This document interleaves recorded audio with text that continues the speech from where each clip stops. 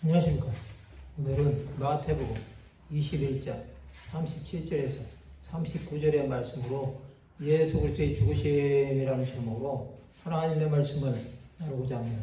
본 말씀은 후에 자기 아들을 보내며 이르되 그들이 내 아들은 존대하리라 하였더니 농부들이 그 아들을 보고 서로 말하되 이는 상속자니 다 죽이고 그의 유산을 차지하자고 이에 잡아 포도원 밖에 내쫓아 죽였느니라.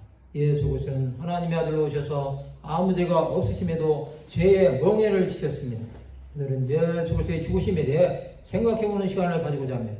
주인 되신 하나님께서는 후에 자기 아들을 보내시며 이것은 예수 그리스도를 보내셔서 유대교 지도자들에게 회개할 시간을 주신 것입니다. 하나님은 아무리 악한 자라도 선택할 기회를 주시는 것입니다. 즉 하나님의 뜻은 예수 그리스도를 보내심으로 자기 백성들을 구원하는 것이었습니다.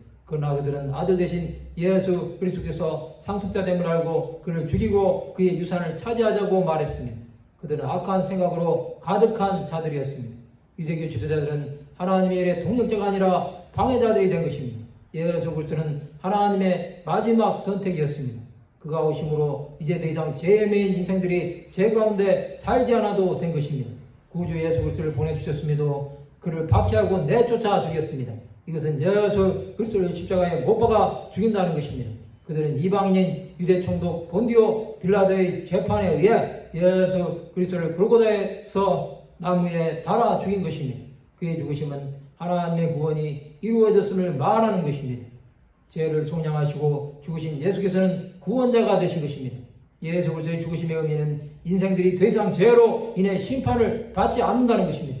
즉 사망의 땅과 그늘에 앉은 자들에게 빛이 비치인 것입니다.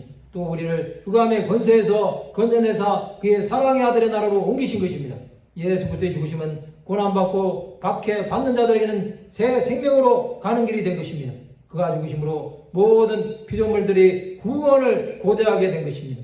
12 사도들과 예수 그리스도의 제자들은 그의 죽으심을 본 자들입니다. 그의 죽으심 앞에 제자들은 떠났지만 그가 부활하심으로 예수 그리스도를 위해 산 자들이 된 것입니다. 성도 여러분, 예수 그리스도의 죽으심은 영원히 죽을 죄인들을 위한 하나님의 긍휼의 여기심입니다. 그가 죽으심으로 많은 자들이 죄에서 영원한 생명을 얻었습니다. 자유가 없던 자들이 자유를 얻게 되고 평안이 없던 자들이 평안을 얻게 되었습니다. 이것은 주 예수께서 행하신 놀라운 은혜입니다. 그의 죽으심만이 이 모든 일을 이루실 수 있었던 것입니다. 죄의 결과는 죄 없는 자가 대신해서 죽으셔야 하는 것입니다. 그것이 구속의 은혜입니다. 말씀을 마치고자 합니다. 예수 그리스도의 죽으심으로 이룬 구원이 영생의 소망이 되는 하나님의 백성들이 되시기를 주님의 이름으로 축원합니다.